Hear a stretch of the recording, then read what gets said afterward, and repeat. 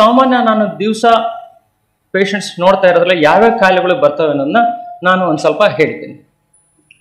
ಅದಕ್ಕೆ ಸಾಮಾನ್ಯ ಜಠರ ಕರುಳಿಗಿನ ಸಮಸ್ಯೆಗಳು ಯಾವ್ಯಾವ ಅಂತ ನೋಡೋಣ.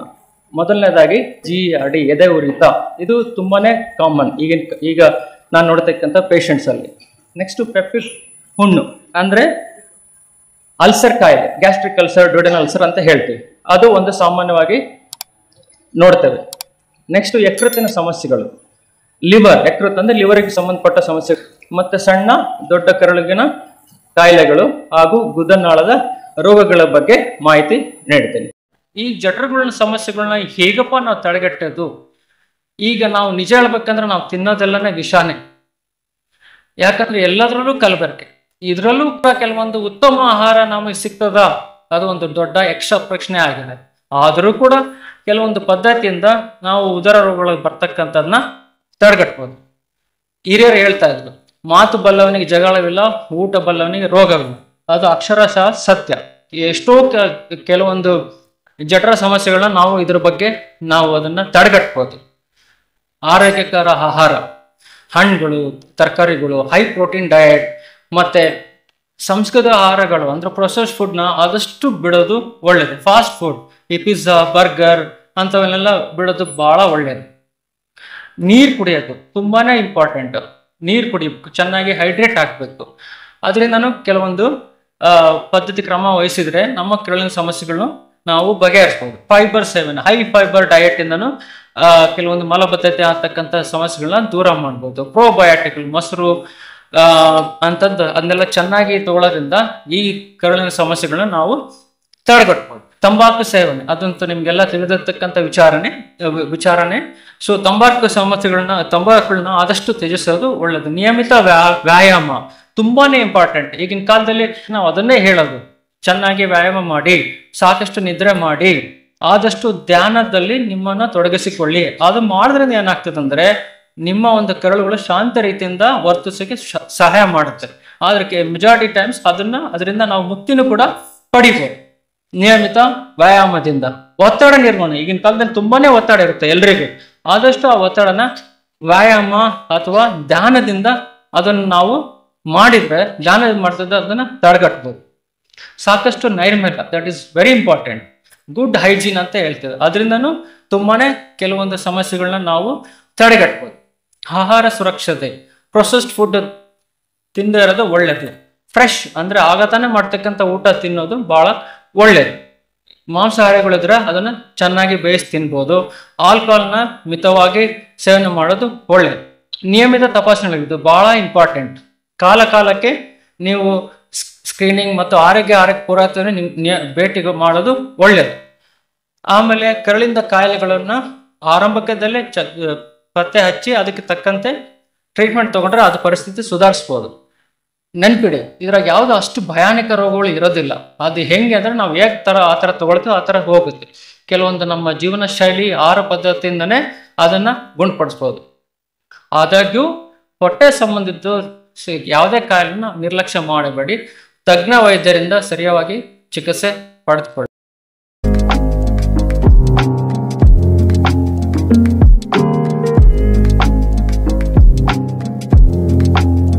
ಮೊದಲನೇದಾಗಿ ನಾವು ನಮ್ಮ ಡೈಜೆಸ್ಟಿವ್ ಸಿಸ್ಟಮ್ ಅಂದ್ರೆ ಜೀರ್ಣಾಂಗ ವ್ಯೂಹ ಹೇಗಿರುತ್ತೆ ಅಂತ ಅರ್ಥ ಮಾಡ್ಕೊಳ್ಳೋಣ. ನಾವು ಊಟ ಮಾಡಿದ ತಕ್ಷಣ ಏನಾಗುತ್ತೆ ಅಂದ್ರೆ ಬಾಯಲ್ಲಿ ಕೆಲವೊಂದು ರಸಗಳು ಉತ್ಪತ್ತಿಯಾಗಿ ಆಹಾರ ಅದನ್ನು ಜಗಿದ ನಂತರ ಅನ್ನನಾಳದ ಮೂಲಕ ಜಠರಕ್ಕೆ ಬಂದು ಜಠರದಲ್ಲಿ ಪಚನಕ್ರಿಯೆಗೊಂಡು ಸಣ್ಣ ಕರಳಿಗೆ ಹೋಗಿ ಮತ್ತೆ ಅದು ದೊಡ್ಡ ಕರಳ ಮುಖಾಂತರ ಹೋಗ್ತದೆ. ಇದು ಒಂದು ಸಣ್ಣ ವಿಡಿಯೋ ಹೇಗೆ ನಮ್ಮ ಜೀರ್ಣಾಂಗ ಕೆಲಸ ಮಾಡುತ್ತೆ ಅಂತೇಳಿ. ಇದು ಅನ್ನನಾಳ, ಈಸೋಫೇಗಸ್ ಅಂತ ಹೇಳ್ತೀವಿ. ಇದರಿಂದ ಜಠರಕ್ಕೆ ಬಂದು ಇಲ್ಲಿ ಆಮ್ಲೀಯತೆ ಅಂದ್ರೆ ಆಸಿಡ್ ಉತ್ಪತ್ತಿಯಾಗಿ ಈ ನಾವು ತಿಂದಿರತಕ್ಕಂಥ ಆಹಾರ ಅದರಲ್ಲಿ ಪಚನಕ್ರಿಯೆ ಆಗಿ ಮತ್ತೆ ಪ್ಯಾಂಕ್ರಿಯಾಸ್, ಮೇದೋಜರಕ ಗ್ರಂಥಿ ಹಾಗೂ ಲಿವರಿಂದ ಕೆಲವೊಂದು ಕಿಣ್ವಗಳು ಉತ್ಪತ್ತಿಯಾಗಿ ಅದು ಸಣ್ಣ ಕರಳಿಗೆ ಹೋಗಿ ಸಣ್ಣ ಕರಳಿನಲ್ಲಿ ಕೆಲವೊಂದು ಪಚನಕ್ರಿಯೆ ಪೂರ್ಣಗೊಂಡು ದೊಡ್ಡ ಕರಳಿನ ಮುಖಾಂತರ ಹೊರಗೆ ಬೀಳುತ್ತದೆ. ಸೊ ಇದು ನಮ್ಮ ಡೈಜೆಸ್ಟಿವ್ ಸಿಸ್ಟಮ್ ಅಂತ ಹೇಳ್ತೀವಿ.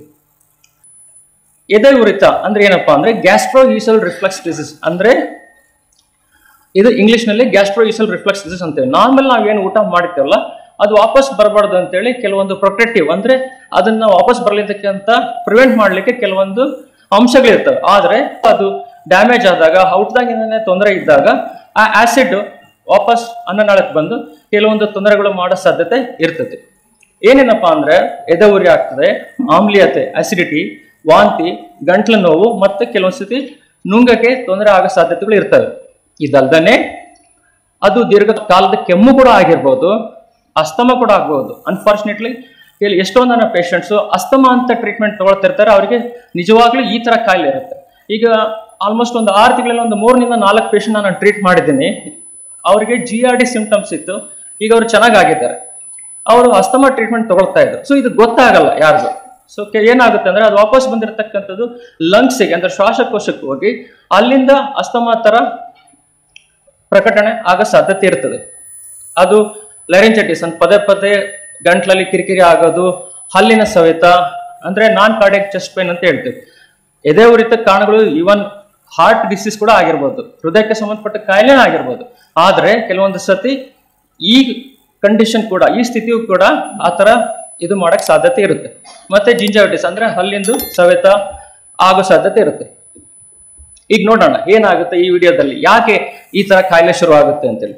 ನಾವು ನಾರ್ಮಲ್ ಆಗಿ ಊಟ ಮಾಡಿದ್ರೆ ಇದು ಅನ್ನನಾಳದೆಲ್ಲ ಒಳಗಡೆ ಬಂದು ಇಲ್ಲಿ ಒಂದು ಸ್ಪಿಂಟರ್ ಅಂತ ಹೇಳ್ತೀವಿ, ಅಂದ್ರೆ ಅದು ಇದು ಕಾಂಟ್ರಾಕ್ಟ್ ಆಗುತ್ತೆ, ಹಾಗೂ ಅದು ಮತ್ತೆ ಆಸಿಡ್ ಉತ್ಪತ್ತಿ ಆಗೋದನ್ನ ತಡೆಗಟ್ಟುತ್ತೆ. ಇದು ನಮ್ಗೆ ಭಗವಂತ ಕೊಟ್ಟಿರ್ತಕ್ಕಂಥ ಒಂದು ಪ್ರೊಟೆಕ್ಟಿವ್ ಮೆಕ್ಯಾನಿಸಮ್ ಅಂತ ಹೇಳ್ಬೋದು.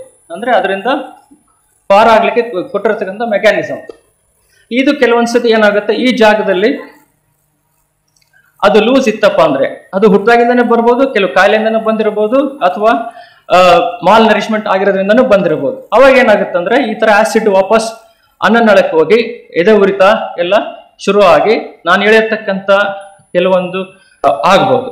ಇದರಿಂದ ಏನೇನಾಗುತ್ತಪ್ಪ ಅಂದ್ರೆ ಕೆಳಗಡೆ ಈಗ ಅನ್ನನಾಳದ ಮೇಲೆ ಗಾಯಗಳಾಗ್ಬೋದು, ಅದನ್ನ ಈಸೋಫೇಜಿಟಿಸ್ ಅಂತ ಹೇಳ್ತೀವಿ. ಅದು ಎಂಡೋಸ್ಕೋಪಿ ಮೂಲಕ ನಾವು ಪತ್ತೆ ಹಚ್ಚಬಹುದು. ಆಮೇಲೆ ಅದು ಕಾಲಾನಂತರ ಅದು ಸಣ್ಣದಾಗ್ಬೋದು, ಅವಾಗ ಪೇಷಂಟಿಗೆ ಊಟ ಮಾಡಲಿಕ್ಕೆ ತೊಂದರೆ ಆಗ್ಬೋದು. ಇದು ಲಂಗ್ಸಿಗೆ ಅಂದ್ರೆ ಶ್ವಾಸಕೋಶಕ್ಕೆ ಹೋಗಿ ಚೆಸ್ಟ್ ಕಂಜೆಷನ್, ಮತ್ತೆ ಮಾತಿನಲ್ಲಿ ಧ್ವನಿ ಬದಲಾವಣೆ, ಆಮೇಲೆ ನ್ಯೂಮೋನಿಯಾ ಆಗ್ಬೋದು, ಅಸ್ತಮ ಆಗ್ಬೋದು, ಈ ತರ ಕಾಯಿಲೆಗಳು. ಆಮೇಲೆ ಇದು ಒಂದು ಕಂಡೀಷನ್, ಈಗ ನಾವು ತುಂಬಾ ಕೇರ್ಫುಲ್ ಆಗಿರ್ಬೇಕಂದ್ರೆ ಬ್ಯಾರೆಟ್ಸ್ ಈಸೋಫೇಗಸ್ ಅಂತ ಹೇಳ್ತೀವಿ. ಈಗ ಕೆಲವೊಂದು ಚೇಂಜಸ್ ಆಗ್ತದೆ ಅನ್ನನಾಳದಲ್ಲಿ, ಇದು ಕಾಲಾನಂತರ ಕ್ಯಾನ್ಸರ್ಗೆ ಟರ್ನ್ ಆಗ್ಬಹುದು.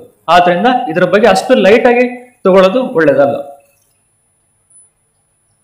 ಇದಕ್ಕೆ ಟ್ರೀಟ್ಮೆಂಟ್ ನಾವು ಮೆಜಾರಿಟಿ ಆಫ್ ಏನ್ ಮಾಡ್ತೀವಿ ಅಂದ್ರೆ ಮಾತಿನಲ್ಲೇ ಸರಿ ಮಾಡ್ಲಿಕ್ಕೆ ಪ್ರಯತ್ನ ಮಾಡ್ತೀವಿ. ಅದ್ರ ಜೊತೆಗೆ ಇದನ್ನ ಹೇಗೆ ನಾವು ಕಂಡುಹಿಡಿತೀವಪ್ಪ ಅಂದ್ರೆ ಎಂಡೋಸ್ಕೋಪಿ, ಅಂದ್ರೆ ಬಾಯಲ್ಲಿ ಟ್ಯೂಬ್ ಹಾಕಿ ಅದರಲ್ಲಿ ಏನಾದ್ರೂ ವ್ಯತ್ಯಾಸ ಇದೆಯಾ ಅಂತ ನೋಡ್ಲಿಕ್ಕೆ ಪ್ರಯತ್ನ ಮಾಡ್ತೀವಿ. ಎಂಡೋಸ್ಕೋಪಿ ಅಂದ್ರೆ ಬಾಯಲ್ಲಿ ಟ್ಯೂಬ್ ಹಾಕಿ ಉದರದರ್ಶಕ ಚಿಕಿತ್ಸೆ, ಅದು ವಿಡಿಯೋ ಎಂಡೋಸ್ಕೋಪ್ನಲ್ಲಿ ನೋಡಿ ಅದ್ರ ಬಗ್ಗೆ ಏನಾರ ಇದೆಯಾ ಅಂತ ಕಂಡುಹಿಡಿಲಿಕ್ಕೆ ಸಹಾಯ ಮಾಡ್ತದೆ. ಇದು ರಿಫ್ಲೆಕ್ಸ್ ಈಸೋಫೇಜಿಟಿಸ್ ಅಂದ್ರೆ ತುಂಬಾ ಕಾಲ ನಂತರ ಅದು ಆಸಿಡ್ ಬಂದು ಈ ಜಾಗನ ಸುಟ್ಟು ಬಿಟ್ಟಿದೆ. ಬಹಳ ಮುಖ್ಯವಾದ ವಿಷಯ ಅಂದ್ರೆ ತುಂಬಾ ಪೇಷಂಟ್ಸ್ ಜನರಲ್ ಪ್ರಾಕ್ಟಿಷನರ್ ಅಲ್ಲ, ನಾನು ಅವ್ರನ್ನ ಬ್ಲೇಮ್ ಮಾಡ್ತಾ ಇಲ್ಲ, ಕೆಲವರು ತುಂಬಾ ಆಸಿಡಿ ಆಗಿದೆ ಅಂತ ಸುಮ್ಮನೆ ಟ್ರೀಟ್ಮೆಂಟ್ ಮಾಡಿ ಕಳಿಸ್ಬಿಡ್ತಾರೆ. ಲಾಸ್ಟ್ ವೀಕೆ ಒಂದು ಪೇಷಂಟ್ ನೋಡಿದೆ, ಅವನು ಆಸಿಡಿ ಆಗಿ ಅಂತ 3 ತಿಂಗಳಿಂದ ಟ್ರೀಟ್ಮೆಂಟ್ ತಗೊಂಡಿದ್ದಾನೆ. ಅವನಿಗೆ ಒಂದೇ ಸತಿ ಹೇಳಿದೆ ಎಂಡೋಸ್ಕೋಪಿ ಮಾಡ್ಸಪ್ಪ ನೋಡ್ರೆ ಕ್ಯಾನ್ಸರ್ ಇತ್ತು ಅವನಿಗೆ. ಸೊ ಈ ಕಾಯಿಲೆ ಏನಾದ್ರು ನಿಮಗೆ ತೊಂದರೆ ಇದ್ರೆ ದಯವಿಟ್ಟು ಇದ್ರ ಬಗ್ಗೆ ನಿರ್ಲಕ್ಷಿಸಬೇಡಿ. ಆದಷ್ಟು ತಜ್ಞ ವೈದ್ಯರಿಂದ ನೀವು ಟ್ರೀಟ್ಮೆಂಟ್ ತಗೊಳ್ಳೋದು ಒಳ್ಳೆಯದು. ಇದು ಕ್ಯಾನ್ಸರ್ ಕೂಡ ಆಗಿರ್ಬೋದು, ಅದಕ್ಕೆ ಇದ್ರ ಬಗ್ಗೆ ತುಂಬಾ ಎಚ್ಚರ ಅಗತ್ಯ. ಈಗ ಮೆಡಿಸಿನ್ ಬಿಟ್ರೆ ಬೇರೆ ಏನು ನಾವು ಇದರಿಂದ ಪಾರಾಗ್ಬೋದು? ಡೆಫಿನೆಟ್ಲಿ ಇದೆ, ಖಂಡಿತವಾಗೂ ಇದಕ್ಕೆ ಪರಿಹಾರ ಇದೆ. ಏನೇನಪ್ಪ ಅಂತಂದ್ರೆ ನಮ್ ಆಗಾಗ ಸ್ವಲ್ಪ ಪ್ರಮಾಣದಲ್ಲಿ ಊಟ ತಿನ್ಬೇಕು. ಅಂದ್ರೆ ಒಂದೇ ಸತಿಗೆ ಊಟ ಮಾಡಿ ಮಲಗಬಾರ್ದು, ರಾತ್ರಿ ಜಾಸ್ತಿ ಊಟ ಮಾಡಕ್ ಹೋಗ್ಬಾರ್ದು. ಅವಾಗ ಏನಾಗ್ತದೆ ಅಂದ್ರೆ ಆಸಿಡಿಟಿ ಅದು ವಾಪಸ್ ಬರೋದು ಪ್ರಿವೆಂಟ್ ಮಾಡುತ್ತೆ. ದೊಡ್ಡ ಊಟ ನಂತರ ನೇರವಾಗಿ ಅಟ್ಲೀಸ್ಟ್ 1 2 ರಿಂದ 3 ತಾಸು ಈ ತರ ಸ್ಟ್ರೈಟ್ ಇರಬೇಕು. ತಕ್ಷಣ ಮಲಗೋ ಅಭ್ಯಾಸ ಬಿಡೋದು ಒಳ್ಳೇದು. ತುಂಬಾ ಜನ ಊಟ ಮಾಡಿದ ತಕ್ಷಣ ಮಲಗ್ತಾರೆ. ನಿಮಗೆ ಮಲಗಲೇಬೇಕು ಅಂತ ಇತ್ತಂದ್ರೆ ಎಡಮಗ್ಲಾಗಿ ಮಲಗೋದು ಒಳ್ಳೇದು. ಧೂಮಪಾನ, ಇದು ಒಂದು ಧೂಮಪಾನ ಹಾಗೂ ಮದ್ಯಪಾನ, ಈ ನಾನು ಹೇಳ್ತಕ್ಕಂಥ ಸ್ಪಿಂಡರ್ ಮೆಕ್ಯಾನಿಸಮ್ ಏನನ್ನ ಲೂಸ್ ಮಾಡೋ ಚಾನ್ಸಸ್ ಇರುತ್ತೆ, ಅದು ಸೆಡ್ಲಾಗೊಳ್ಬಹುದು. ಈ ಧೂಮಪಾನ ಮದ್ಯಪಾನ ಮಾಡೋದ್ರಿಂದ ಆದಷ್ಟು ಅದನ್ನ ತ್ಯಜಿಸ್ಲಿಕ್ಕೆ ಬಿಡೋದು ಒಳ್ಳೆಯದು. ಆಮೇಲೆ ಊಟದ ನಂತರ ಶ್ರಮದಾಯಕ ಚಟುವಟಿಕೆ, ಭಾರ ಎತ್ತೋದು ಅದನ್ನೆಲ್ಲ ಮಾಡಬಾರ್ದು. ಬಹಳ ಇಂಪಾರ್ಟೆಂಟ್ ಅಂದ್ರೆ ತುಂಬಾ ಸ್ಥೂಲಕಾಯರಾಗಿದ್ರೆ ಇದು ತೂಕ ಕಳ್ಕೊಳ್ಳೋದ್ರಿಂದ ಇದು 90% ಆಫ್ ದ ಟೈಮ್ಸ್ ಇದರದ್ದು ಪ್ರಮಾಣ ಕಡಿಮೆ ಆಗೋ ಸಾಧ್ಯತೆ ಇರುತ್ತದೆ. ಆಮೇಲೆ ಹೊಟ್ಟೆ ಸುತ್ತ ಬಿಗಿಯಾದ ಬಟ್ಟೆಗಳನ್ನ ಕಟ್ಕೊಳ್ಳೋದನ್ನ ನೀವು ಕಡಿಮೆ ಮಾಡಬೇಕು. ಸೊ ಇವೆಲ್ಲ ಇರೋದ್ರಿಂದ ಆಮೇಲೆ ತಲೆಯನ್ನು ಸ್ವಲ್ಪ ಎತ್ತರ ಕೋನದಲ್ಲಿ ಮಲಗೋದು ಒಳ್ಳೇದು. ಅಂದ್ರೆ ತಲೆ ಭಾಗ ಅಲ್ಲ, ಮಂಚನೆ ಸ್ವಲ್ಪ 15 ಸೆಂಟಿಮೀಟರ್ ಮೇಲೆ ಮಾಡಿ ಮಲಗೋದು ಒಳ್ಳೇದು. ಈ ತರ ಸಿಂಪ್ಟಮ್ಸ್ ಇದು ಇರೋರು ಸಿಂಪ್ಟಮ್ಸ್ ಇರೋರು. ಸೊ ಇದು GERD ಅಂತ ಹೇಳ್ತೀವಿ. ಇದಕ್ಕೆ ಕಾಫಿ, ಚಹಾ ಅಥವಾ ಸೋಡಾವನ್ನು ಜಾಸ್ತಿ ಕುಡಿದೇ ಇರೋದು ಒಳ್ಳೆಯದು. ಇವೆಲ್ಲ ತೋಳೋದ್ರಿಂದ ಅದು ಜಾಸ್ತಿ ಆಗೋ ಸಾಧ್ಯತೆ ಇರ್ತದೆ. ಸೊ ಇದು ಜಠರವೃತ್ತ ಬಗ್ಗೆ ಒಂದು ಮಾಹಿತಿ. ನೆಕ್ಸ್ಟ್ ಕಾಮನೆಸ್ಟ್ ಅಂತಂದ್ರೆ ಅಲ್ಸರ್, ಹೊಟ್ಟೆಯ ಹುಣ್ಣು. ತುಂಬಾ ಜನಕ್ಕೆ ಈಗಿನ ಕಾಲದಲ್ಲಿ ನಾವು ಆ ತರ ಪೇಷಂಟ್ಸ್ ನೋಡೋದು ಕಡಿಮೆ. ಯಾಕಂದ್ರೆ ತುಂಬಾ ಜನ ಹೋಗಿ ಮೆಡಿಕಲ್ ಶಾಪಲ್ಲಿ ಗ್ಯಾಸ್ಟ್ರಿಕ್ ಮಾತ್ರೆ ಕೊಡಪ್ಪ ಅಂತ ಹೇಳ್ತಾರೆ, ಅವ್ರು ಏನೋ ಒಂದು ಮಾತ್ರೆ ಕೊಡ್ತಾರೆ, ಅದಕ್ಕೆ ಸರಿ ಹೋಗ್ತದೆ. ಮುಂಚೆ ನಾವು MBBS MS ಮಾಡ್ತಿರ್ಬೇಕಾದ್ರೆ ತುಂಬಾ ಕೇಸಸ್ ನೋಡ್ತೀವಿ, ತುಂಬಾ ಈ ಅಲ್ಸರ್ ಕಾಯಿಲೆಗಳು ನೋಡ್ತೀವಿ. ಈಗ ಅದರ ಪ್ರಮಾಣ ತುಂಬಾನೇ ಕಡಿಮೆ ಆಗಿದೆ ಅಂತಾನೆ ಹೇಳ್ಬೋದು. ಯಾಕೆ ಅಂತಂದ್ರೆ ಒಂದು ಪೇಷಂಟ್ಸ್ ಅವೇರ್ನೆಸ್, ಅಂದ್ರೆ ಅವರಿಗೆ ಮಾಹಿತಿ ಇದೆ, ಅವರೇ ಹೇಳ್ತಾರೆ ಹೋಗಿ ಮೆಡಿಕಲ್ ಶಾಪಲ್ಲಿ ಒಮೆಸ್ ಟ್ಯಾಬ್ಲೆಟ್ ಕೊಡಪ್ಪ, ರ್ಯಾಂಟ್ಯಾಕ್ ಟ್ಯಾಬ್ಲೆಟ್ ಕೊಡಪ್ಪ ಅಂತ ಕೇಳ್ತಾರೆ. ಸೊ ಹಾಗೆ ತಗೊಳ್ಳೋದ್ರಿಂದ ಈ ಕಾಯಿಲೆದ ಸ್ವಲ್ಪ ಪ್ರಮಾಣ ಕಡಿಮೆ ಆಗಿದೆ. ಆಮೇಲೆ ಇದಕ್ಕೆ ಕೆಲವೊಂದು ಕಾರಣಗಳು ಇದಾವೆ. ಇದಕ್ಕೆ ಹೊಟ್ಟೆ ಹುಣ್ಣಿಗೆ ಗ್ಯಾಸ್ಟ್ರಿಕ್ ಅಲ್ಸರ್ ಅಂತ ಕರಿತೀವಿ. ಇದು ಹೊಟ್ಟೆ ಒಳಗಡೆ ಹಾಕ್ತಕ್ಕಂಥ ಇದು ಕಾಯಿಲೆ. ಬಹಳ ಇಂಪಾರ್ಟೆಂಟ್ ಅಂದ್ರೆ H. pylori ಅಂತೇಳಿ ಒಂದು ಬ್ಯಾಕ್ಟೀರಿಯಾ. ಈ ಬ್ಯಾಕ್ಟೀರಿಯಾ ಒಂದು ಕಾರಣ ಅಂತ ಒಬ್ಬ ಸೈಂಟಿಸ್ಟ್ ಕಂಡುಹಿಡಿದ್ರು. ಅವರು ತಮಗೆ ತಾವೇ ಪ್ರೂವ್ ಮಾಡಕ್ಕೋಸ್ಕರ ಈ ಬ್ಯಾಕ್ಟೀರಿಯಾನ ತಾವೇ ಕುಡಿದ್ಬಿಟ್ಟು ಅದನ್ನ ಜಗತ್ತಿಗೆ ಸಾರಿದ್ರು. ಆಸ್ಟ್ರೇಲಿಯಾದ ವಿಜ್ಞಾನಿ ಅವರು ಇದಕ್ಕೆ ಕಂಡುಹಿಡಿದು ಇದೇ ಕಾರಣ ಅಂತ ಹೇಳಿದ್ರು. ಇದು ಕೆಲವೊಂದ್ಸತಿ ತುಂಬಾ ತೊಂದರೆ ಮಾಡುತ್ತೆ. ಅದು ಯಾವ ತೊಂದರೆಗಳು ಮಾಡುತ್ತೆ ಅನ್ನೋದನ್ನ ನಾನು ಮುಂದಿನ ಸ್ಲೈಡ್ಸ್ ನಲ್ಲಿ ಹೇಳ್ತೀನಿ. ಇದನ್ನ ಹೇಗೆ ಕಂಡುಹಿಡಿತೀವಪ್ಪ ಅಂದ್ರೆ ಮುಂಚೆ ನಾವೆಲ್ಲ ಬೇರಿಯಂ ಅಂತ ಮಾಡ್ತಾ ಇದ್ವಿ. ಅಂದ್ರೆ ಏನೋ ಒಂದು ಎಕ್ಸ್ರೇಗೆ ಕುಡಿಸಿ ನಾವು ಅದನ್ನ ಕಂಡುಹಿಡಿತಿದ್ವಿ. ಈಗ ಅತ್ಯಾಧುನಿಕ ಉಪಕರಣಗಳು ಇರೋದ್ರಿಂದ ಇದನ್ನ ಎಂಡೋಸ್ಕೋಪಿ ಮುಖಾಂತರ ನಾವು ಕಂಡುಹಿಡಿದು ಅದಕ್ಕೆ ಟ್ರೀಟ್ಮೆಂಟ್ ಅನ್ನ ಶುರು ಮಾಡ್ತೀವಿ. ಇದು ಹೆಂಗೆ ಟ್ರೀಟ್ ಮಾಡ್ತೀವಿ ಅಂದ್ರೆ ಈಗ 90% ಇದಕ್ಕೆ ತುಂಬಾ ಒಳ್ಳೆ ಮಾತ್ರೆಗಳು ಬಂದಿರೋದ್ರಿಂದ ಆಪರೇಷನ್ ಅವಶ್ಯಕತೆ ತುಂಬಾ ಕಡಿಮೆ. ಮುಂಚೆ ನಾವೆಲ್ಲ ಇದು ಕಾಮನ್ ಆಗಿ ದಿವಸಕ್ಕೆ 2 ರಿಂದ 3 ಆಪರೇಷನ್ ಮಾಡ್ತಿದ್ವಿ. ಈಗ ಅದರ ಆಪರೇಷನ್ ಪ್ರಮಾಣ ಕಡಿಮೆ ಆಗಿದೆ. ಯಾಕಂದ್ರೆ ಇದಕ್ಕೆ ತುಂಬಾ ಪರಿಣಾಮಕಾರಿಯಾದ ಔಷಧಿಗಳು ಲಭ್ಯವಿದೆ. ಇದು ಹೆಂಗಪ್ಪ ನಾವು ಪ್ರಿವೆಂಟ್ ಮಾಡ್ಬೋದು, ಹೆಂಗೆ ಇದರಿಂದ ತಡೆಗಟ್ಕೋಬಹುದು ಅಂದ್ರೆ ಕೆಲವು ಆಹಾರ ಮತ್ತು ಪಾನೀಯನ ತ್ಯಜಿಸಬೇಕು. ಲೈಕ್ ಜಾಸ್ತಿ ಆಮ್ಲತೆ ಉತ್ಪತ್ತಿ ಮಾಡ್ತಕ್ಕಂಥ ಕೊಬ್ಬು, ಕೆಫಿನ್, ಕಾಫಿ, ಅವನ್ನ ಆಲ್ಕೋಹಾಲ್ ಮತ್ತೆ ಇವನ್ನೆಲ್ಲ ಕಡಿಮೆ ಮಾಡಬೇಕು. ನೋವು ನಿವಾರಕ ಔಷಧಿಗಳು ಭಾರಿ ಇಂಪಾರ್ಟೆಂಟ್. ತುಂಬಾನೇ ಇದು ಒಂದು ಕಾರಣ. H. pylori ಅಲ್ದೇನೆ ಪೇನ್ ಕಿಲ್ಲರ್ಸ್, ದಯವಿಟ್ಟು ವೈದ್ಯರ ಸಲಹೆ ಇಲ್ದೇನೆ ನೀವು ಯಾವುದೇ ಕಾರಣಕ್ಕೂ ಪೇನ್ ಕಿಲ್ಲರ್ ತಗೋಬೇಡಿ. ಅದು ತುಂಬಾ ದಿವಸದಿಂದ ತಗೊಳ್ತಾ ಇದ್ರೆ ಒಳಗಡೆಗೆ ಹುಣ್ಣಾಗೋ ಸಾಧ್ಯತೆ ಇರುತ್ತೆ. ಅದರಿಂದ ತುಂಬಾ ತೊಂದರೆ ಆಗೋ ಸಾಧ್ಯತೆ ಇರುತ್ತೆ. ಸಣ್ಣ ಸಣ್ಣ ಕೈಕಾಲು ನೋವಿಗೆ ಮಾತ್ರೆ ನೀವು ತಗೊಳ್ಳದೇ ಇರೋದು ಉತ್ತಮ. ಧೂಮಪಾನ ಮತ್ತು ಮದ್ಯಪಾನವನ್ನು ತ್ಯಜಿಸಬೇಕು. ಬಹಳ ಇಂಪಾರ್ಟೆಂಟ್, ಆರೋಗ್ಯಕರ ಹಣ್ಣುಗಳನ್ನು ಸೇವಿಸಬೇಕು. ಹಣ್ಣುಗಳು, ತರಕಾರಿಗಳು ಮತ್ತೆ ಬಟಾಣಿ, ಬೇಳೆಕಾಳು, ಚೆನ್ನಾಗಿ ಆ ಜೀರ್ಣಕ್ರಿಯೆ ಆಗ್ತಕ್ಕಂಥ ಆಹಾರವನ್ನು ಸೇವಿಸಬೇಕು. ಬಹಳ ಇಂಪಾರ್ಟೆಂಟ್, ನಿಯಮಿತವಾಗಿ ಕೈ ತೊಳಿಬೇಕು. ಯಾಕಂದ್ರೆ H. pylori ಒಬ್ಬರಿಂದ ಒಂದು ಹರಡಕ್ಕೆ ಸಾಧ್ಯತೆ ಇರುತ್ತೆ. ಹಂಗಾಗಿ ಇದನ್ನ ಪ್ರಿವೆಂಟ್ ಮಾಡ್ಲಿಕ್ಕೆ, ತಡೆಗಟ್ಟಕ್ಕೆ ಕೆಲವೊಂದು ನಿಯಮಗಳು ಪಾಲಿಸಿದ್ರೆ ಒಳ್ಳೇದು. ಪದೇ ಕೈ ತೊಳೆದು ಅವೆಲ್ಲ ಮಾಡ್ತಾ ಇದ್ರೆ ಒಳ್ಳೇದು. ಆಹಾರವನ್ನು ಚೆನ್ನಾಗಿ ಬೇಯಿಸಬೇಕು. ಚೆನ್ನಾಗಿ ಬೇಯಿಸಿ ಅದನ್ನು ಸೇವಿಸಬೇಕು. ತಡರಾತ್ರಿ ತಿಂಡಿಗಳನ್ನು ದಯವಿಟ್ಟು ಯಾರು ತಿನ್ನಬೇಡಿ. ಆಮೇಲೆ ಬೆರಿ ಜ್ಯೂಸ್ ಮತ್ತು ಡೈರಿ ಉತ್ಪನ್ನಗಳ ಆಹಾರಗಳು H. pylori ಮೇಲೆ ಸಾಧಾರಣ ಬ್ಯಾಕ್ಟೀರಿಯಾ ಪರಿಣಾಮವನ್ನು ಬೀರ್ತವೆ. ಹಂಗಾಗಿ ಅವನ್ನ ತ್ಯಜಿಸಬೇಕು. ಈ H. pyloriಗೆ ತುಂಬಾನೇ ಒಳ್ಳೆ ಟ್ರೀಟ್ಮೆಂಟ್ ಬಂದಿರೋದ್ರಿಂದ ಇದನ್ನ ಪ್ರಿವೆಂಟ್ ಮಾಡಲಿಕ್ಕೆ ಕೆಲವೊಂದು ಪದ್ಧತಿಗಳ ಅನುಸರಿಸಿದ ಕ್ರಮ ಅದೇನಂದ್ರೆ ಹೈಜೀನ್, ಅಂದ್ರೆ ಸ್ವಚ್ಛತೆಯನ್ನು ಕಾಪಾಡಬೇಕು. ಇದಕ್ಕೆ ಯಾವ್ದಾವ್ದ ನಿರ್ದಿಷ್ಟ, ಈಗ ನಮ್ಗೆ 100% ಕ್ಯೂರ್ ಅಂತ ಇದುವರೆಗೂ ಕಂಡಿಡಿಯಕ್ಕೆ ಆಗಿಲ್ಲ. 90 ರಿಂದ 95% ಮಾತ್ರ ಇದಕ್ಕೆ ಟ್ರೀಟ್ಮೆಂಟ್ ಮಾಡ್ಲಿಕ್ಕೆ ಸಾಧ್ಯ ನಮ್ಮ ಒಂದು ಔಷಧ ಮುಖಾಂತರ. ಇನ್ನು ಉಳಿಕೆದೇನಪ್ಪ ಅಂದ್ರೆ ಇದನ್ನ ಪ್ರಿವೆಂಟ್ ಮಾಡ್ಲಿಕ್ಕೆ ಈ ತರ ಕೆಲವೊಂದು ಕ್ರಮಗಳನ್ನ ತಗೊಳ್ಕೊಂಡ್ರೆ ಉತ್ತಮ. ನೆಕ್ಸ್ಟ್, ಈಗ ಈ ಡ್ಯೂಡೆನಲ್ ಅಲ್ಸರ್ ಅಂದ್ರೆ ಗ್ಯಾಸ್ಟ್ರಿಕ್ ಅಲ್ಸರ್ ಏನ್ ತೊಂದರೆ ಮಾಡುತ್ತೆ ನಮ್ಮ ದೇಹದಲ್ಲಿ? ರಕ್ತಸ್ರಾವ ಮಾಡ್ಬೋದು, ಆಮೇಲೆ ಅದು ತೂತ ಆಗ್ಬೋದು, ಅದು ರಂಧ್ರ ಆಗ್ಬೋದು. ಅದಕ್ಕೆ ನಾವು ಎಮರ್ಜೆನ್ಸಿ ಆಪರೇಷನ್ ಮಾಡಬೇಕಾಗ್ತದೆ. ಕೆಲವೊಂದು ಸತಿ ಅದು ಊಟ ಮಾಡ್ತಕ್ಕಂಥ ಭಾಗನೇ ಸಣ್ಣದ್ ಮಾಡ್ಬೋದು. ಅದಕ್ಕೆ ಅದನ್ನ ಪೈಲರಿಕ್ ಅಬ್ಸ್ಟ್ರಕ್ಷನ್ ಅಂತ ಹೇಳ್ತೀವಿ. ಅದು ಊಟ ಮುಂದೆ ಹೋಗ್ಲಿಕ್ಕೆ ಪ್ರಿವೆಂಟ್ ಮಾಡುತ್ತೆ. ಓಕೆ, ಸೊ ಇದು ಕರಳು ತೂತ ಆಗಿರೋದು. ಇದು ಲ್ಯಾಪ್ರೋಸ್ಕೋಪಿ ಅಂದ್ರೆ ಲ್ಯಾಪ್ರೋಸ್ಕೋಪಿ ಮುಖಾಂತರ ಇದನ್ನ ನಾವು ಕೆಲವೊಂದು ಸತಿ ಆ ತೂತನ ಮುಚ್ತೇವೆ, ಅದಕ್ಕೆ ಹೊಲಿಗೆ ಹಾಕಿ ಅದನ್ನ ಕೈ ಬಿಡ್ತೇವೆ. ಮತ್ತೆ ರಕ್ತಸ್ರಾವ ಆಗುತ್ತೆ. ಈ ರಕ್ತಸ್ರಾವ ತುಂಬಾ ಸ್ವಲ್ಪ ಕಷ್ಟ ಟ್ರೀಟ್ಮೆಂಟ್ ಮಾಡೋದು. ಆದರೆ ಈಗ ತುಂಬಾ ಅತ್ಯಾಧುನಿಕ ಎಂಡೋಸ್ಕೋಪಿ ವಿಧಾನಗಳಿಂದ ಇದನ್ನ ನಾವು ಆಪರೇಷನ್ ಇಲ್ದೇನೆ ಅದನ್ನ ರಕ್ತಸ್ರಾವನ ನಿಂದ್ರಿಸ್ಬೋದು. ಕ್ಲಿಪ್ ಅಂತ ಬರ್ತವೆ, ಅದನ್ನ ಕ್ಲಿಪ್ ತರ ಹಾಕ್ತೇವೆ, ಇಲ್ಲ ಆ ಜಾಗನ ನಾವು ಬರ್ನ್ ಮಾಡ್ಬೋದು. ಈ ತರ ಎಲ್ಲ ಚಿಕಿತ್ಸೆಗಳು ಇದಾವೆ. ಕೊನೆಗೆ ಯಾವುದು ಪರಿಣಾಮಕಾರಿ ಆಗ್ಲಿಲ್ಲ ಟೈಮಲ್ಲಿ surgeons will come into the play. ಅಂದ್ರೆ ನಮ್ಮ ಅಗತ್ಯ ಬೀಳುತ್ತೆ. ಅವಾಗ ನಾವೇನ್ ಮಾಡ್ತೀವಿ ಅಂದ್ರೆ ಆಪರೇಷನ್ ಮಾಡಿ ಆ ರಕ್ತಸ್ರಾವ ಜಾಗನ ಹೊಲಿದು ಕೈ ಬಿಡ್ತೀವಿ. ಇದು ಒಂದು ಟ್ರೀಟ್ಮೆಂಟ್ ರಕ್ತಸ್ರಾವ.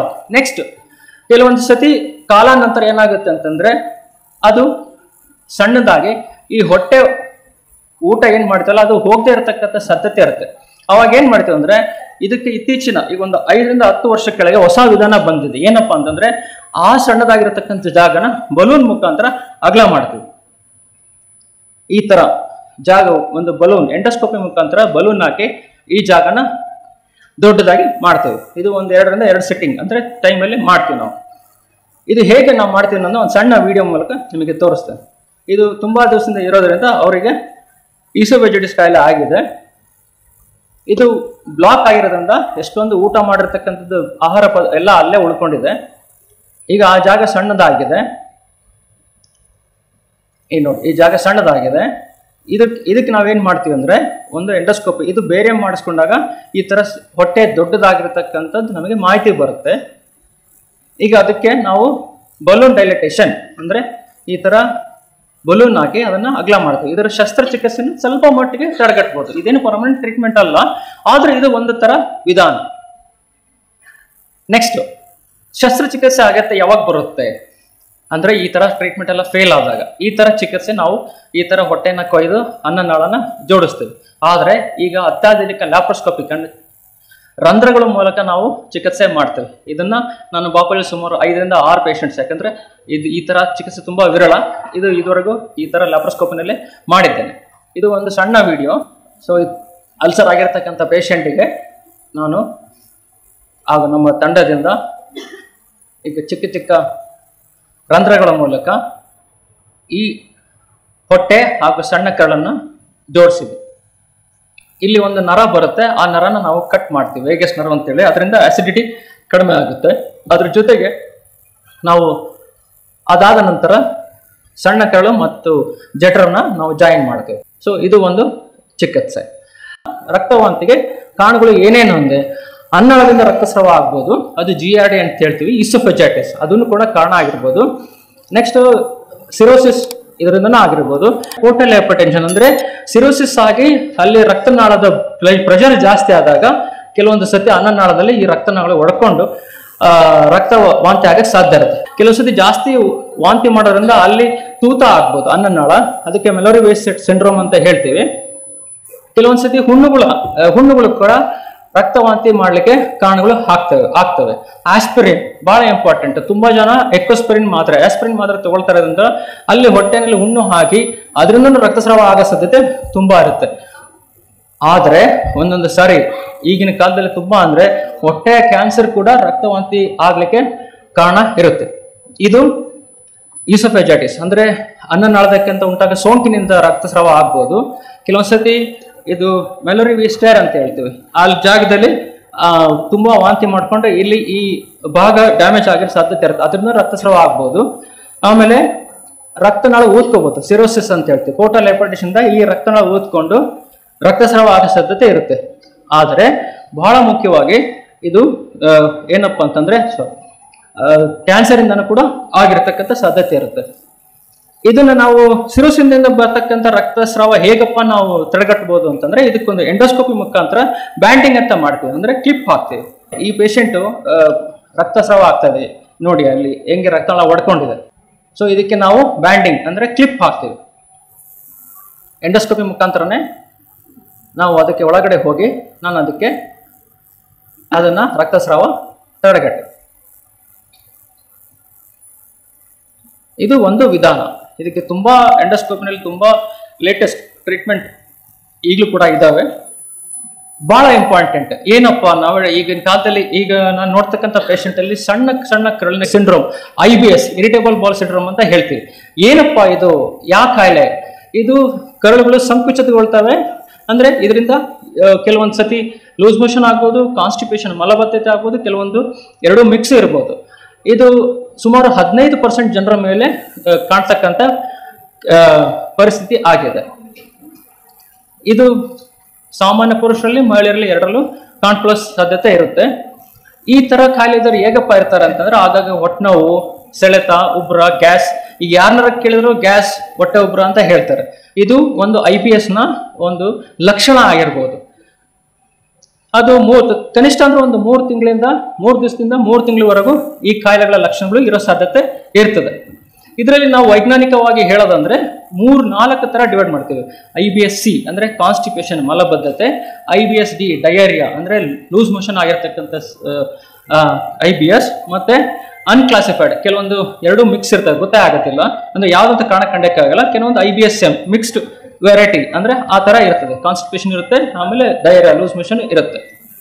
ಇದು ಯಾಕಾಗುತ್ತೆ ಅನ್ನೋದನ್ನ ಈ ಒಂದು ವಿಡಿಯೋ ಮುಖಾಂತರ ತೋರಿಸ್ತೀನಿ. ಇದಕ್ಕೆ ಕಾರಣ ಅಂತಂದ್ರೆ ಫುಡ್ ಮ್ಯಾಪ್ ಅಂತ ಹೇಳ್ತೀವಿ. ಕಾರ್ಬೋಹೈಡ್ರೇಟ್ಸ್ಗಳು, ಕೆಲವೊಂದು ಡೈಜೆಸ್ಟ್ ಆಗದೆ ಇರತಕ್ಕಂಥ ಕಾರ್ಬೋಹೈಡ್ರೇಟ್ಸ್ಗಳು, ಇದು ನಾರ್ಮಲ್ ಆಗಿ ಏನಾಗುತ್ತೆ, ಕೆಲವೊಂದು ಕಾರ್ಬೋಹೈಡ್ರೇಟ್ಸ್ಗಳು ಹೊಟ್ಟೆನಲ್ಲಿ ಬಂದು ಈ ತರ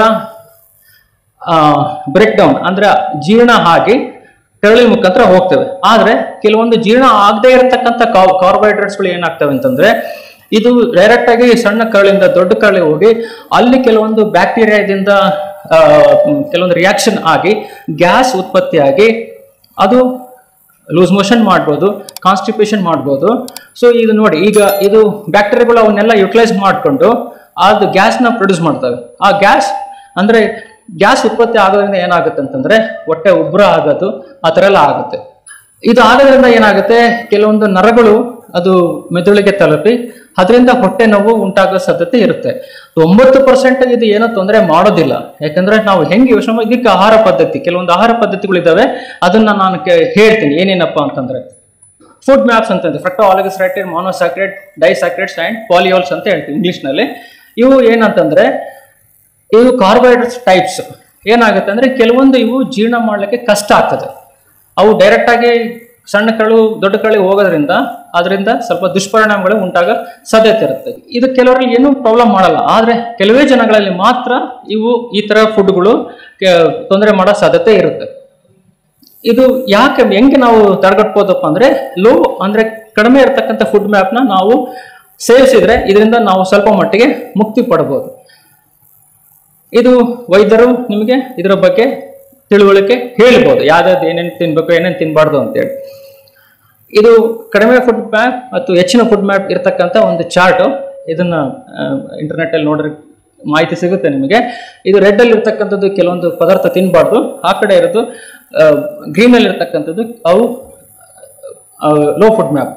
ನೆಕ್ಸ್ಟ್ ಇನ್ನೊಂದು ಕಂಡೀಷನ್ ಏನಪ್ಪಾ ಅಂತಂದ್ರೆ ಉರಿಯೂತದ ಕರುಳಿನ ಕಾಯಿಲೆ ಅಂದ್ರೆ ಇನ್ಫ್ಲಮೇಟರಿ ಬೌಲ್ ಡಿಸೀಸ್ ಅಂತ ಹೇಳ್ತೀವಿ. ಇದು ಮುಂಚೆ ಎಲ್ಲ ನಾವೇನ್ ಮಾಡ್ತೀವಿ ಅಂದ್ರೆ ಇದು ತುಂಬಾ ಪಾಶ್ಚಿಮಾತ್ಯ ದೇಶಗಳಲ್ಲಿ ಕಾಣ್ಕೊಳ್ತಕ್ಕಂಥ ಕಾಯಿಲೆ. ಇದ್ರ ಬಗ್ಗೆ ಜಾಸ್ತಿ ನಾವು ಓದೋದೆಲ್ಲ ನಾವು MBBS ಇದ್ದಾಗ ಓದ್ತಾ ಇರಲಿಲ್ಲ. ಆದ್ರೆ ತುಂಬಾ ಇದು ಅಂತಂದ್ರೆ ಈಗಿನ ನಮ್ಮ ಜನರಲ್ಲೂ ಕೂಡ ಈ ತರ ಕಾಯಿಲೆ ತುಂಬಾ ಇದೆ. ಎಸ್ಪೆಷಲಿ ಈವನ್ ಹಳ್ಳಿ ಜನಗಳಲ್ಲೂ ಕೂಡ ಈ ತರ ಕಾಯಿಲೆಗಳು ತುಂಬಾ ನೋಡಿದ್ದೇನೆ. ಹಂಗಾಗಿ ಇದು ಪಾಶ್ಚಿಮಾತ್ಯ ದೇಶಗಳ ಕಾಯಿಲೆ ಅಲ್ಲ, ಎಲ್ಲರಲ್ಲೂ ಇದೆ.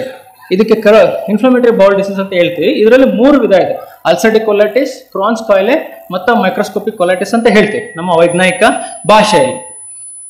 ಇದು ಹೇಗೆ ಬರುತ್ತೆ, ಯಾವ ತರ ಪೇಷಂಟ್ ಈ ತರ ಇದ್ದರೂ ಇದು ಮಾಡ್ಬೋದು, ಕ್ಲಿನಿಕಲ್ ಫೀಚರ್ಸ್ ಅಂದ್ರೆ ಲಕ್ಷಣಗಳು ಹೊಂದಿರ್ಬೋದು ಅಂತಂದ್ರೆ ಅತಿಸಾರ ಇರ್ಬೋದು, ಲೂಸ್ ಮೋಷನ್ ಆಗಿರ್ಬೋದು, ಹೊಟ್ಟೆ ನೋವು ಬರ್ತಾ ಇರ್ಬೋದು, ಆಮೇಲೆ ರಕ್ತಸ್ರಾವ ಆಗ್ತಾ ಇರುತ್ತೆ, ಆಮೇಲೆ ತೂಕ ಇಳಿಕೆ, ಕರಳಿನ ಚಲನೆ, ಮತ್ತೆ ಅಸಮಯ, ಮಲ ಅಸಮಯ, ಜ್ವರ ಇರ್ಬೋದು, ರಕ್ತಹೀನತೆ ಇರ್ಬೋದು. ಇವೆಲ್ಲ ಈ ಇನ್ಫ್ಲಮೇಟರಿ ಬೌಲ್ ಡಿಸೀಸ್ ನ ಕೆಲವೊಂದು ಲಕ್ಷಣಗಳು ಆಗಿರ್ತವೆ. ಇದರಲ್ಲಿ 2 ವಿಧ ಇರುತ್ತೆ, ಒಂದು ಕ್ರಾನ್ಸ್ ಕಾಯಿಲೆ, ಒಂದು ಅಲ್ಸರ್ಟಿಕ್ ಕೊಲೈಟಿಸ್ ಅಂತ ಹೇಳ್ತೀವಿ. ಇದು ಕ್ರಾನ್ಸ್ ಕಾಯಿಲೆ ಊಟ ಮಾಡೋ ಜಾಗದಿಂದ ಹಿಡಿದು ಬೇದಿ ಮಾಡೋ ಜಾಗದಲ್ಲಿ ಎಲ್ಲಾದ್ರೂ ಆಗಬಹುದು, ಅಂದ್ರೆ ಸ್ಕಿಪ್ ಲೀಷನ್ಸ್ ಅಲ್ಲಿ ಇಲ್ಲಿ ಕಾಡ್ಕೊಳುತ್ತೆ. ಅಲ್ಸರ್ಟಿಕ್ ಕೊಲೈಟಿಸ್ ಅಂದ್ರೆ ಮೇನ್ ಇರೋದೇ ದೊಡ್ಡ ಕರಳಲ್ಲಿ. ಇದು ದೊಡ್ಡ ಕರಳಿನ ಮೇಲೆ ಪರಿಣಾಮ ಬೀರುತ್ತೆ. ಇದಕ್ಕೆ ತುಂಬಾನೇ ಈಗ ಇದು ಕೊಲೊನೋಸ್ಕೋಪಿ ಮಾಡಿದಾಗ ಇದರ ಬಗ್ಗೆ ಈ ತರ ನಾವು ಡಯಾಗ್ನೋಸ್ ಮಾಡಿ ಅದಕ್ಕೆ ತಕ್ಕಂತೆ ಅದು ತುಂಡು ತೆಗೆದು ಪರೀಕ್ಷೆ ಕಳಿಸಿ ಅದನ್ನು ನಾವು ಕನ್ಫರ್ಮ್ ಮಾಡ್ಕೊಳ್ತೀವಿ ಈ ಥರ ಕಾಯಿಲೆ ಇದೆಯಾ ಇಲ್ಲ ಅಂತೇಳಿ. ಇದಕ್ಕೆ ತುಂಬಾನೇ ಇದ್ರದ್ದು ಬಗ್ಗೆ ಆವಿಷ್ಕಾರಗಳು ನಡೀತಾನೆ ಇದ್ದಾವೆ. ತುಂಬಾ ಪರಿಣಾಮಕಾರಿ ಔಷಧಿಗಳು ಕೂಡ ಇದ್ದಾವೆ. ಇದು 90ರಿಂದ 95% ಔಷಧಿನಲ್ಲೇ ವಾಸಿ ಮಾಡ್ಬೋದು. ವಾಸಿ ಅಂದ್ರೆ ನಾವು ಪರ್ಮನೆಂಟ್ ತಗೊಳ್ತಾನೆ ಇರ್ಬೇಕು.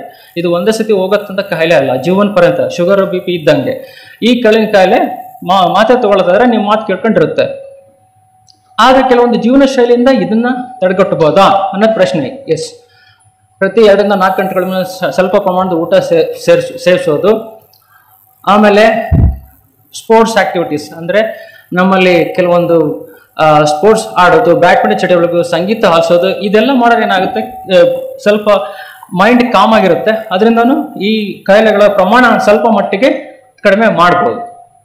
ಕೆಲವೊಂದು ಕೆಫೆನ್, ಕಾರ್ಬೋನೇಟ್, ಆಲ್ಕೋಹಾಲ್ ಸೇವನೆ ಮಾಡದೇ ಇರೋದು ಒಳ್ಳೆಯದು. ಧೂಮಪಾನ ಮೊದಲೇ ನಿಂದ್ರಿಸಿದ್ರೆ ಒಳ್ಳೆಯದು. ನೆಕ್ಸ್ಟ್ ಬಹಳ ಇಂಪಾರ್ಟೆಂಟ್ ಟಾಪಿಕ್ ಅಂದ್ರೆ ಗುದನಾಳದ ರಕ್ತಸ್ರಾವ. ತುಂಬಾ ಜನ ಪೇಷಂಟ್ಸ್ ಏನ್ ಹೇಳ್ತಾರೆ, ಇಲ್ಲ ಸರ್ ಹೀಟ್ ಆಗಿದೆ, ರಕ್ತ ಬೀಳ್ತಿದೆ. ಯಾವುದೇ ವೈಜ್ಞಾನಿಕ ಎಕ್ಸ್ಪ್ಲನೇಷನ್ ಇರೋದಿಲ್ಲ ಅದಕ್ಕೆ. ರಕ್ತ ಭೇದಿ ಆಗ್ತಿತ್ತಂದ್ರೆ ಏನಾದರೂ ಒಂದು ನಿರ್ದಿಷ್ಟ ಕಾರಣ ಇದ್ದೇ ಇರುತ್ತೆ. ದಯವಿಟ್ಟು ಅದನ್ನ ನಿರ್ಲಕ್ಷ್ಯ ಮಾಡಬೇಡಿ. ಕಾರಣಗಳು ಏನೇನಿದಾವೆ ರಕ್ತಸ್ರಾವ, ಗುದನಾಳದ ರಕ್ತಸ್ರಾವ ಕಾರಣಗಳು ಏನು? ಫಿಶರ್ ಅಂದ್ರೆ ಬಿರುಕುಗಳು ಉಂಟಾಗಿರ್ಬೋದು, ಮೂಲವ್ಯಾಧಿ ಆಗಿರ್ಬೋದು, ಪೈಲ್ಸ್ ಅಂತ ಹೇಳ್ತೀವಿ. ನಾನು ಹಿಂದೆ ತಿಳಿಸಿರ್ತಕ್ಕಂಥ ಕರುಳಿನ ಸೋಂಕುಗಳು ಕೂಡ ಆಗಿರ್ಬೋದು, ಇನ್ಫ್ಲಮೇಟರಿ ಬೌಲ್ ಡಿಸೀಸ್, ಡಯಾಬಿಟಿಕ್ ಕಾಯಿಲೆಗಳು ಆಗಿರ್ಬೋದು. ಬಹಳ ಇಂಪಾರ್ಟೆಂಟ್ ಮುಖ್ಯವಾದ ವಿಷಯ ನಾನು ಹೇಳಲಿಕ್ಕೆ ಇಷ್ಟಪಡ್ತೇನೆ. ಗುದದ ಅಥವಾ ಕರುಳಿನ ಕ್ಯಾನ್ಸರ್ ತುಂಬಾ ಇದ್ರ ಬಗ್ಗೆ ನೀವು ಕೇರ್ಫುಲ್ ಆಗಿದ್ರೇನೆ ಒಳ್ಳೇದು. ಎಷ್ಟೋ ಜನ ಪೇಷಂಟ್ಸು ಸುಮ್ಮನೆ ಮೂಲವ್ಯಾಧಿ ಆಪರೇಷನ್ ಮಾಡಿಸ್ಕೊಂಡಿರ್ತಾರೆ, ಒಳಗಡೆ ನೋಡ್ರಿ ಕಾಯಿಲೆ ಕ್ಯಾನ್ಸರ್ ಇರುತ್ತೆ, ಅವರು ಡಯಾಗ್ನೋಸೇ ಆಗಿರೋದಿಲ್ಲ. ಸಾಕಷ್ಟು ಉದಾಹರಣೆಗಳಿದ್ದಾವೆ. ಲಾಸ್ಟ್ ವೀಕೆ ಒಂದು ಪೇಷಂಟ್ ಬೆಂಗಳೂರಲ್ಲಿ ಹೋಗಿ ಹೆಮರಾಯ್ಡ್ಸ್ ಅಂದ್ರೆ ಪೈಲ್ಸ್ ಆಪರೇಷನ್ ಮಾಡಿಸ್ಕೊಂಡ್ಬಂದು 60 ವರ್ಷದ ವಯಸ್ಸಾದಂಥ ಪೇಷಂಟ್ ಮತ್ತೆ ಪದೇ ರಕ್ತ ಹೋಗ್ತಾ ಇದೆ ಅಂತ ಹೇಳಿದ್ರೆ, ಇಲ್ಲ ಅದು ಇದ್ದೇ ಇರುತ್ತೆ, ಏನೂ ಆಗಲ್ಲ ಹೋಗಿ ಅಂತ ಹೇಳಿ ಕಳಿಸಿದ್ರು. ಕೊನೆಗೆ ಕೊಲೊನೋಸ್ಕೋಪಿ ಮಾಡಿದ್ರೆ ಆ ಪೇಷಂಟಿಗೆ ಕ್ಯಾನ್ಸರ್ ಇರೋ ಅಂಶ ಪತ್ತೆ ಮಾಡಿ. ಹಂಗಾಗಿ ಯಾವುದೇ ವ್ಯಕ್ತಿ ಆಗಲಿ ರಕ್ತಸ್ರಾವ ಆಗ್ತದೆ ಮಲದಲ್ಲಿ ಅಂದರೆ ದಯವಿಟ್ಟು ನಿರ್ಲಕ್ಷ್ಯ ಮಾಡಬೇಡಿ. ವೈದ್ಯರಲ್ಲಿ ತೋರಿಸ್ಕೊಳ್ಳೋದು ಉತ್ತಮ.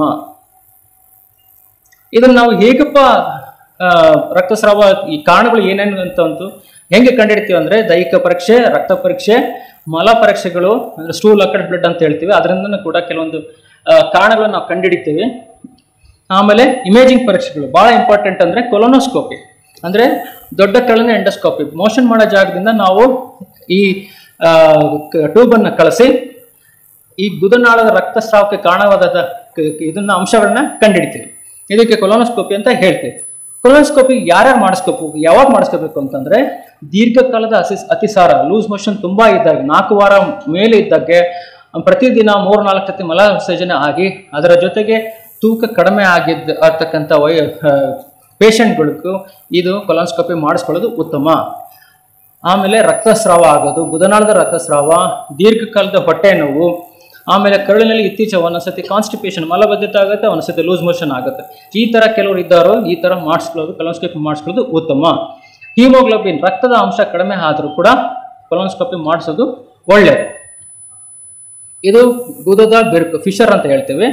ಇದು ಮೂಲವ್ಯಾಧಿ ಅಂತ ಹೇಳ್ತೇವೆ. ಇದನ್ನು ಪರೀಕ್ಷೆ ಮಾಡಿ ನೋಡಿದ್ರೆ ಈ ಥರ ಕಾಣುತ್ತೆ.